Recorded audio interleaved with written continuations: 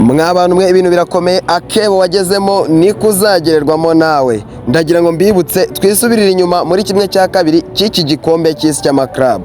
Ikipe ya Paris Saint-Germain mu gice cya mbere cyangwa se half time yamaze gutsinda ibitego 3-0 itsinda ikipe ya Real Madrid. Kuri uyu munsi rero bitagarukwaho ndetse bidasubirwaho, ikipe ya Chelsea the Blues iri guhorera ikipe ya Real Madrid. Nizere yuko Madrid Stars muri kunyumva neza, turi kujyana, turi inyuma y'ikipe imwe ubururu n'umweru. Chelsea the Blues baba rasta kabisa, baje gukora ibitangaza. Igice cya mbere Cole Palmer wigaragaje neza n'uruhare rw'ibitego 3 yatsinze assist.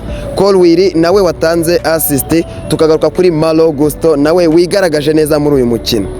Ese Luis Enrique niwe utabashe kwaranja ibintu bye neza, cyangwa se tuvuge yuko Enzo Maresca azanye ubukombe n'ubukaka muri iki gikombe? Ese nanone nongere nkubaza, biraza kurangira Chelsea ari yitwaye iki gikombe, cyangwa urabona PSG iraza gukora impinduka, amateka yisubiyemo?